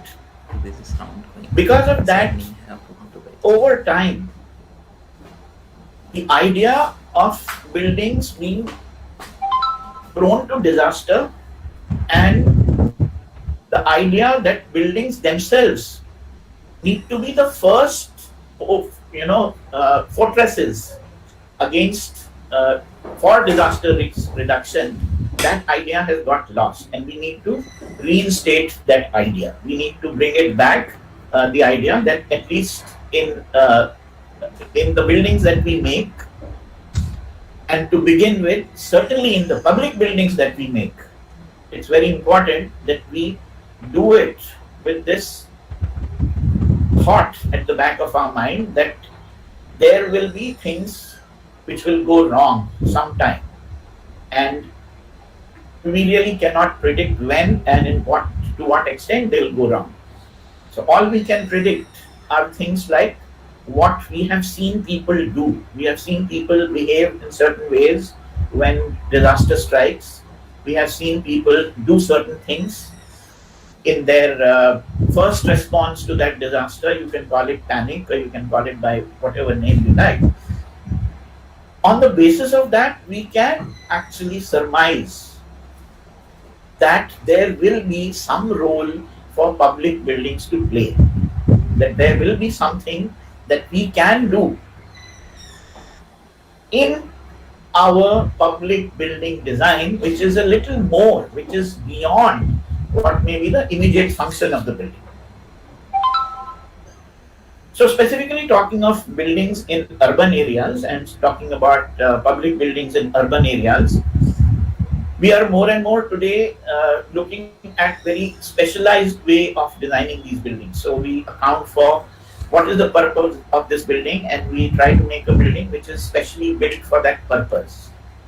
So in figuring out that purpose of the building, we forget that being a big building, one of the most important purposes of the building is that it should be for the people at all times. And those are the times of disaster. Amongst those times are the not so good times, when people probably will not do anything that they are supposed to do in the building because they're not working, because everything is in disarray, and what that building was meant for is not going to be what the use it will be at that time. So at that time, when the building really is not being used for the purpose that it was designed for, or even if it was used for that purpose designed for, but in a very special way, which is kind of a response to that period of disaster, how can that building actually work in a supportive role for reducing that disaster risk? How can the building work towards mitigating the problems of the people? How can that building work towards bringing people's lives back to normal? And the pandemic has been a great teacher, amongst other things that it has done for us. The pandemic, especially for the architectural community, especially for those who are involved in building design, in building construction, in planning of buildings, in planning of settlements, in planning of urban areas, planning of cities. For us, the pandemic has been a great teacher, because the pandemic has showed us that just about anything can happen and you can be completely helpless, and everything in the world can get shut down. And at that time, what is the support you need? For that, just the buildings that we had planned and before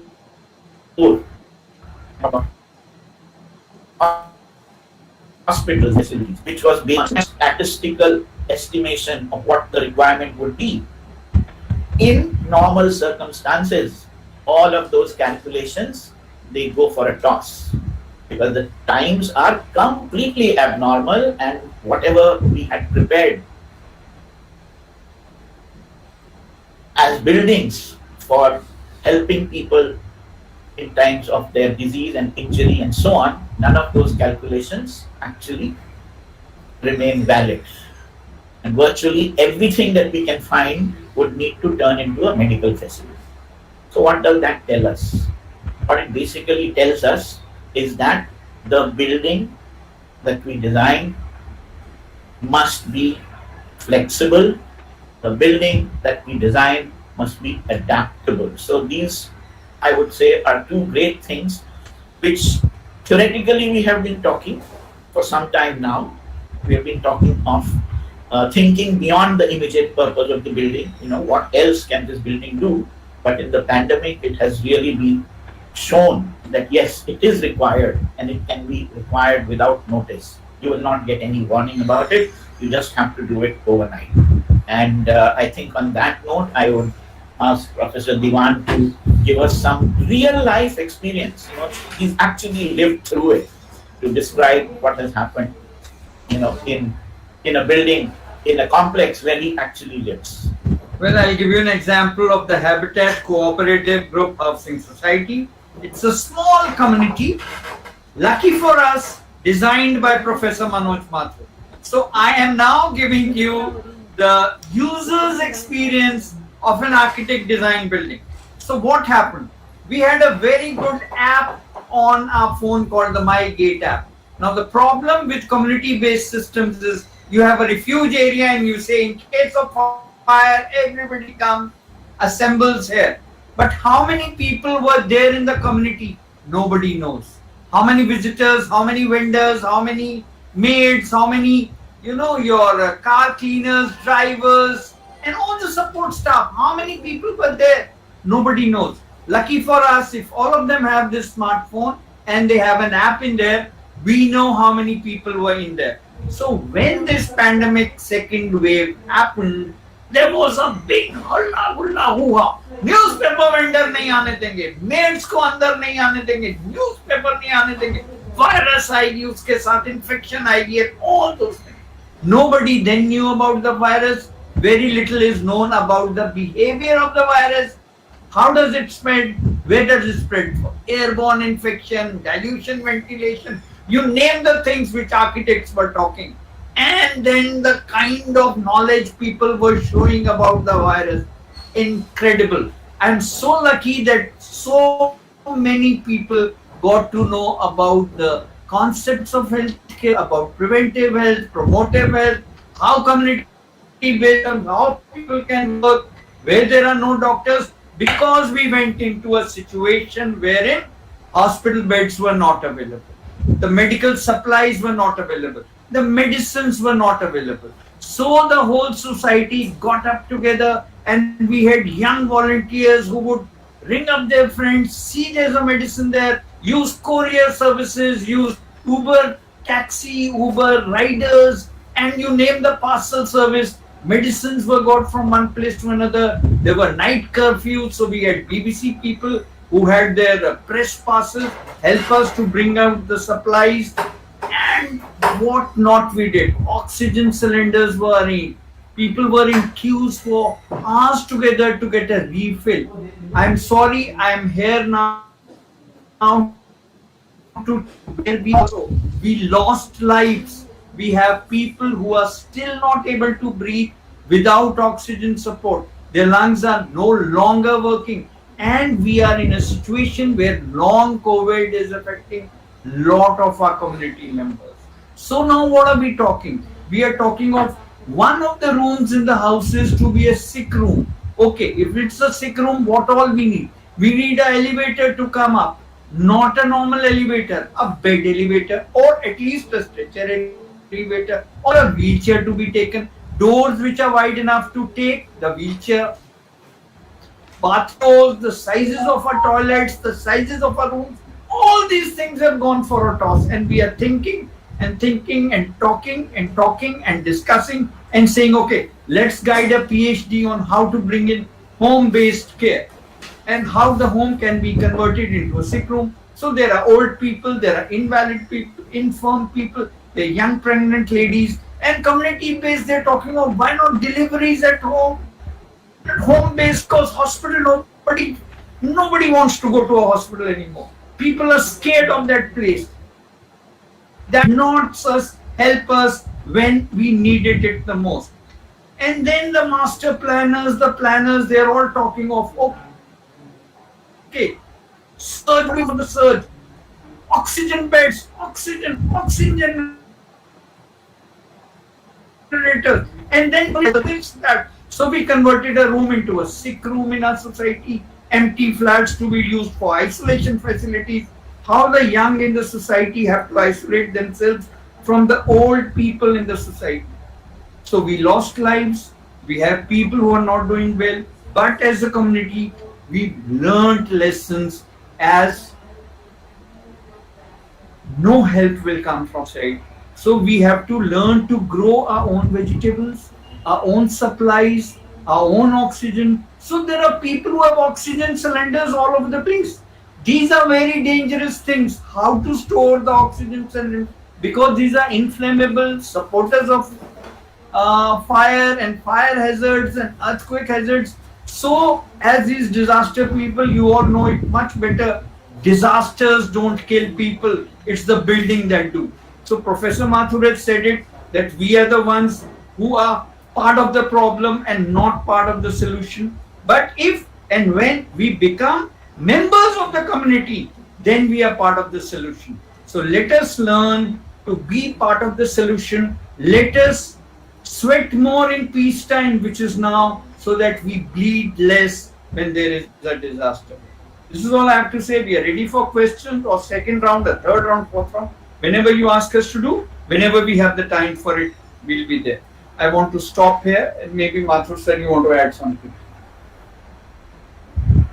Well, nothing more at this point of time, really. The idea was to introduce this point that, and I think if there are architects here or people who are in the building industry here who are listening, for them it will be very relevant. So I'm just pointing out that we have to disabuse ourselves of the notion that buildings are only meant for their nominal functions.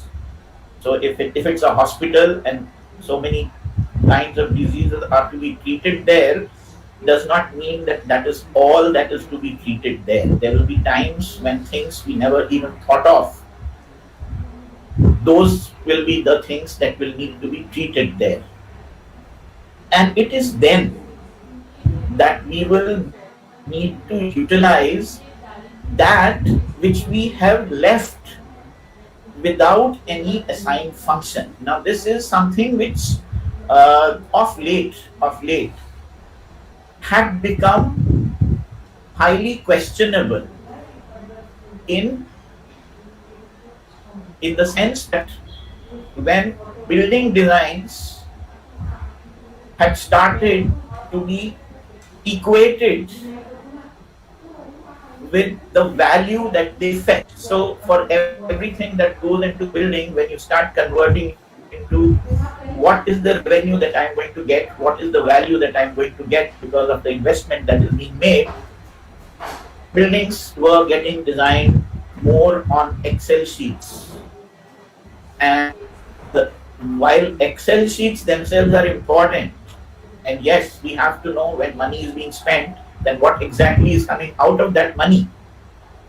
But Excel sheets themselves are only as important as the columns and row headings. If the column and row headings are not correct, then the numbers don't mean anything. Only advocating, rather I'm saying I'm pushing for, I'm really pushing for the valuation of this extra that every public building must do, at this time of disaster, at this time when everything is not known. That value must also come to the Excel sheet, so that when we need to spend, we also have to account for the fact that everything is not just for immediate returns. There will be something which will pay us back. We don't know when, and we don't know what measure, but still, for the community as a whole, if every building designer, every building editor, every building promoter, and in our building designs, in our settlement designs, in our city planning, we must keep that space, so that if we do have to build this hospital in 3 days, we have that open space available on which to build it on. So that is what our preparedness level has to be. So the other thing which I want to, one small point which I want to add here, and it flows from what I just said. So if I was to encapsulate it into one term, I would say redundancy. So there needs to be redundancy built in. There has to be what we can say duplications or backup systems. So while every building now is not just, it's not just a packet of bricks and mortar, but it is actually a machine with wires, cables, sensors, gases flowing, water flowing, all kinds of different liquids flowing. Air conditioning, of course, involves a lot of refrigerated liquid flowing, and so on. In all of this, while we plan for what is needed, it's important that we also very, very formally and categorically some degree of backup, something which we know we will probably never use, and we should be thankful that we never need to use it, but the time comes, then we have it. It's like a petrol that we keep in our cars.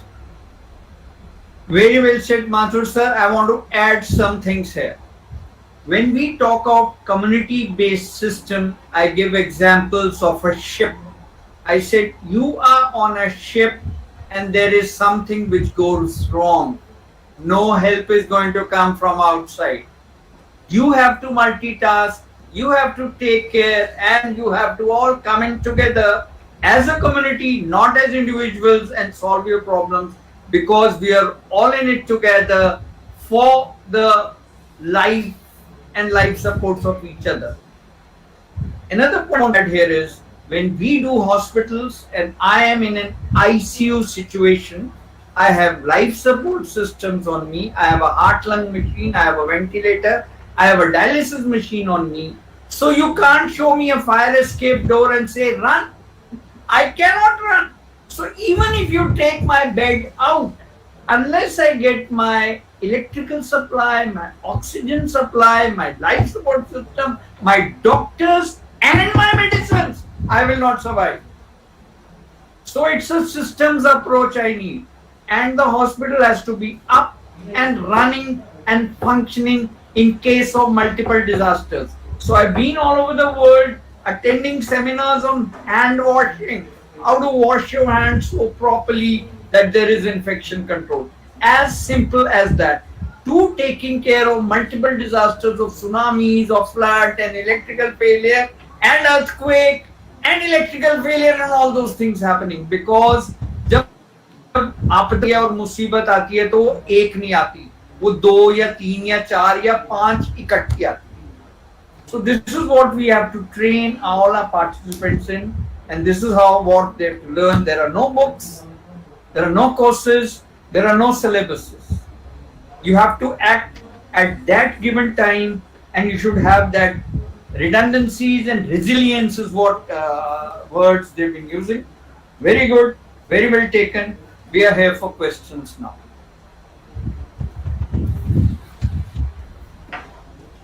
Thank you, sir. You have, both of you, it made us so convenient that you shared the same microphone and same screen. So coordinating became easier for us as well as you people.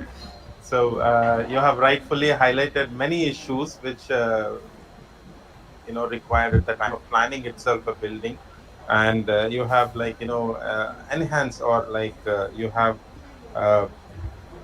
highlighted the issue that these kind of things were thought as traditionally in designing the landscaping and the villages as well as the buildings, but then somewhere down the line we have lost this kind of touch, and because of modernization, westernization, the concept taken directly from there and beautifying our accommodation, while not understanding what kind of requirements we may get at the time of such disasters when they are happening. And also Manoj sir rightfully highlighted that the role of public building designing and what kind of support systems are required before the disaster itself and during the disaster, what can work, what cannot work, need to be carefully laid down and looked into. And these public buildings are the buildings which become useful at the time of such disasters, where large number of people are also accommodated, and what kind of requirements are to be taken care while we are doing relief work and things like that. So yeah, I can stop here and I can invite the participants to ask any questions, any kind of clarifications if they have. Participants, please do come forward and you can ask your questions and clarifications, or even if you have some kind of suggestions which would you like to share with us. Yeah, let me take the liberty to come up first as I am not able to control myself once I got to listen both of you, the two stalwart in the field of architecture. Sir, I am Dr. Subhashish Bhadra and I am teaching in Central University of Rajasthan, Central University, and for last 3 years. And I have worked, mainly my career is in the disaster field. I am a new teacher from last 9 years.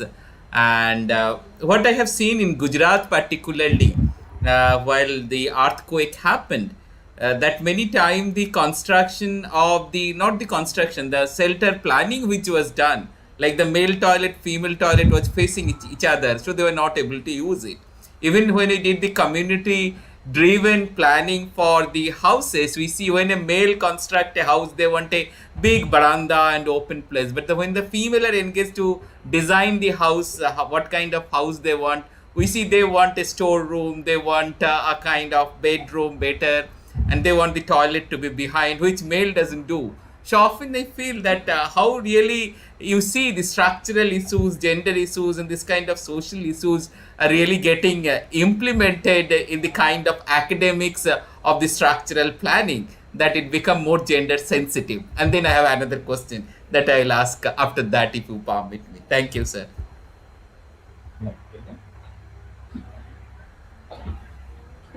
Well, there are more things to it also. There are, when you design in summers, how do you design? When you design in winters, what do you design?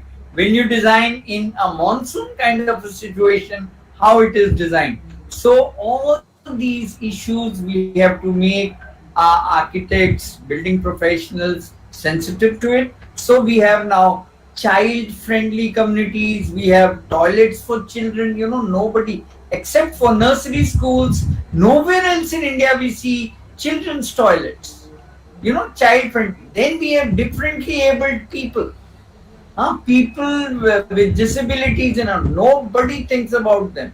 So in the hospital situation with these apps, now at least we have a count of the number of people. So if you go to Afghanistan today, you don't see any women. That doesn't mean the women are not there. They are all there, but they are inside the closed doors. They don't dare come out to talk. So all these issues are very, very important, and I would like Professor Mathur to say something. Yeah, what you raised are very important concerns. So yes, you can say we are equally concerned, and we are quite active in bringing these issues up into our curriculum and exposing our students to all these situations. It is a very, very, you can say, sad fact that all of our higher education at this point of time is very urban centric, and it is expected that all the students also who come here, they also get molded in this urban manner, and in this becoming urbane, so to say, we are consciously being driven towards forgetting our own cultural sensitivities. So the point that you talked about, male female toilets being away from each other, are things which our students, graduates, when they start practicing, okay, it is then that we would find that they suddenly come up with this, and then it strikes them that this is something which we never cared for, and that is a feedback which we are very happy to receive. So they call us back to tell us that something very strange happened today, sir, and I had done something like this, and then the client who I was showing it to pointed this out to me. So we are very sensitive to that, and we try to actually include this in our curriculum so that these points, they, as Professor Diwan said, there is no book in which all of these things may be written, because simply there are too many. I would say one could write a book, but it could run into some 30 volumes or something like that. There are so many issues there, but we do try to bring them up, because somehow by saying these things again and again, they will get ingrained in the designer's mind. For us, it's like a pulse polio program. The program must go on and on and on, and we have to give booster dose after booster dose. Hopefully, the world would be eradicated from this virus, but there'll be so many other viruses which are coming on the way. So we have to be on our guard all the time. Thank you, sir. Thanks a lot for giving such an encouraging answer. Thanks a lot, sir. My second thing is that I thought my student will ask, but somehow she is silent now. But so let me ask that question which I am also facing. Like one of my student is working in the conflict which is happening between India and Pakistan. And we are working on the school children and their trauma and issues. We see that we are talking a lot of safety issues in the schools. And NIDM also has brought a guideline about the school safety manuals. But the structural safety in earthquake has been included, in flood included. But if a school is unable to withstand the cell which comes from other side or mortar cell, and the wall gets affected, and the terrace of the school gets in, so these kind of issues, and often not being taught that how the school should be to be safe from this kind of firing issues from cross border, and the schools become so vulnerable that children do not want to come. That is one issue. Other issue we have seen in northeastern region as well as in the middle part of India, a lot of elephant attacks in the schools, and sometimes the animal attack, even the snakes, but we don't really talk about that. How do we make this school sensitive? And these are highly important public structure. Again, in the rural areas, not we don't get in the central area. So I would like to listen your reflection. How do we really look into this matter and make NIDM, as NIDM is the main person here, to take this issue into their school safety manuals? Thank you, sir. I'll take it first. There are very simple solutions to very complex problems. So first I say there are termites in a lot of parts of our schools and we have termite problem. So the traditional way of solving that problem is to get ants into that space. Wherever you have ants, there won't be any termites. Now I come to the shell and the shelling issues. Actually, we have to train ourselves to what we call as ABC, atomic, biological and chemical warfare. So things would be, anthrax and so many other things have been coming. So the war and the type of war and all these things are getting into science fiction kind of a scenario now, and we just cannot. So we have to be evolving in a cyclic process over and over again, and you reach one place and to get to another. So about elephants and about snakes and all, the building professionals are here to do whatever was the traditional wisdom and so many other things. So it's the man-animal conflict happens because we are encroaching into those areas, we are encroaching into the forest areas, and we're reducing the forest cover and food and all those things. So that is why they come into our area. So maybe Mathur sir would add something. Yeah, so these are things which we are realizing now, but we have to also realize that it is we who are the perpetrators. So over time, traditionally, historically, what has happened, the way of building in a particular region, if you're talking about the northeast, or if you're talking about Rajasthan, or if you're talking about Kashmir, or if you're talking about Latur in Maharashtra or whatever, the way of building of that place actually has evolved over time to take care of all the problems which typically occur in that region. So if in a region there is problem of waterborne diseases, if there's problem of pests and verming coming from water in those regions, we actually build on bamboo stilts. The building doesn't even rest on the ground, it rests above the ground. Now this is not just a fancy, okay, this has proven to be the right solution for that problem. So if in a place like that, if we go and impose some kind of a standardized way of building, because sitting in Delhi, somebody has written that code and wants to say that everywhere all over the country it will apply, then fundamentally that's a wrong approach. So in areas where you're talking about shells, for example, if you're talking about mortar shell sitting buildings, so there we have to think that why should buildings of schools be actually like a building of school in Delhi? So if there is some way of making a building which is protected from shells, and you can say the inspiration that is to be drawn in that situation is from a bunker. Okay, so we have to think from that end. So if we think that a bunker saves you from shells, then we have to go ahead and say that is the bunker a good learning environment? And if it is not a good learning environment, even though it is a very safe building against mortar shells, then how do we change it? How do we modify it? How do we keep the good point of the bunker and we remove the claustrophobia of the bunker? How do we open it up so that it becomes a fun place for the children to be? So you can say, the box has to be broken. We really have to think out of the box, because we have actually painted ourselves into a corner by all the deeds that we have done in terms of the modern building technology and the modern way of construction and designing for those kind of buildings. We have actually cornered ourselves, and now the only way out is to think in a completely unconventional way. Thank you, sir. Thanks a lot. I'm sure our counterpart, NIDM, would be in touch with you and get reviewed the school safety manuals.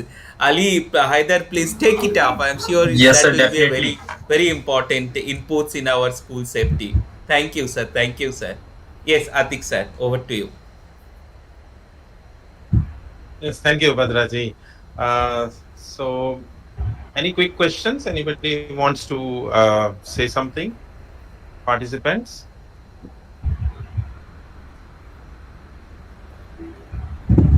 Well, if nothing is there, nobody is coming forward, I think we can conclude this session. I would request Dr. Rajiv MM to come forward and deliver the vote of thanks. Rajiv sir? Okay. Rajiv sir, you are unable to.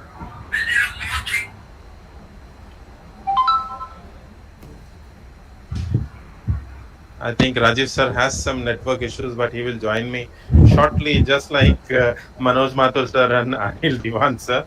So we will share the same screen. Yes.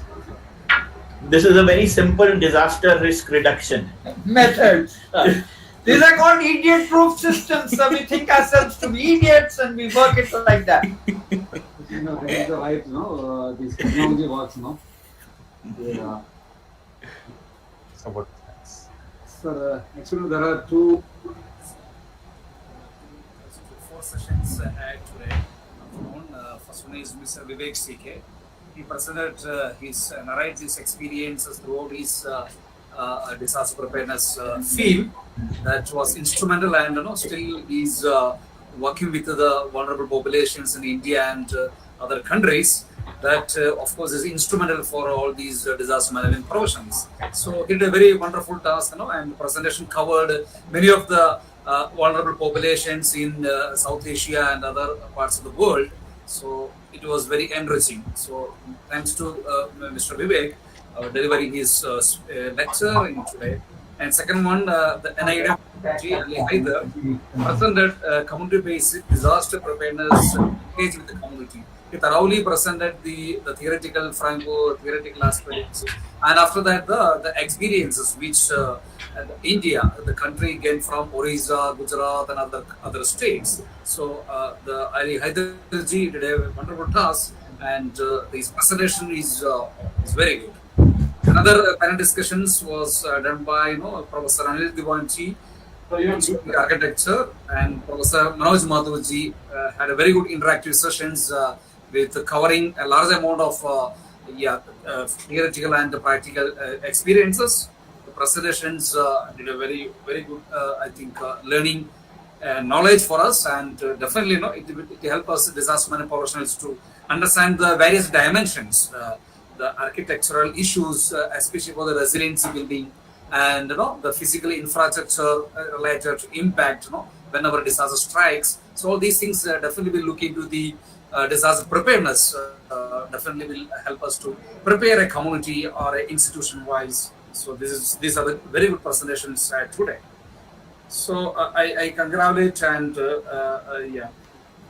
convey our gratitude to all the eminent speakers, and definitely this really motivate us to go forward.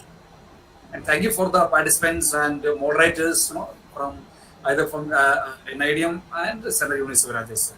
Thank you very much. Thank you, one and all. I think we can conclude this session, and hope we can meet again in several platforms. Thank you very much. Thank you, sir. Thank you, sir. Thanks a lot. Thank you, sir. Thank you.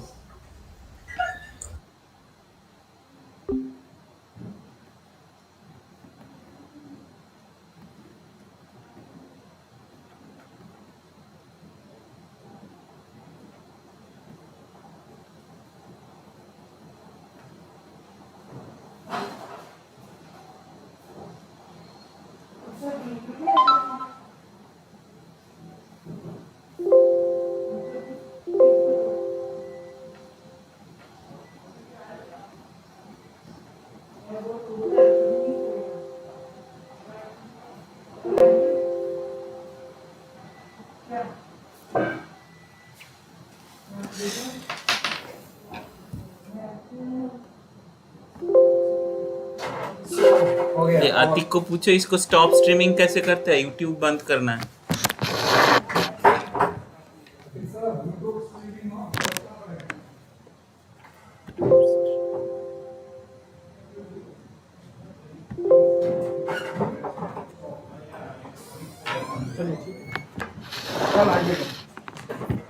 Stop sharing. But I am stop streaming कर रहा हूँ तो जा नहीं रहा है।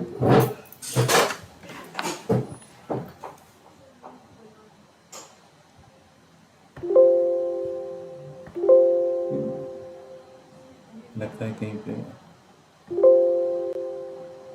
अली को पूछना पड़ेगा। नहीं। अच्छा था ना? तुमने बढ़िया किया। मैंने बढ़िया किया।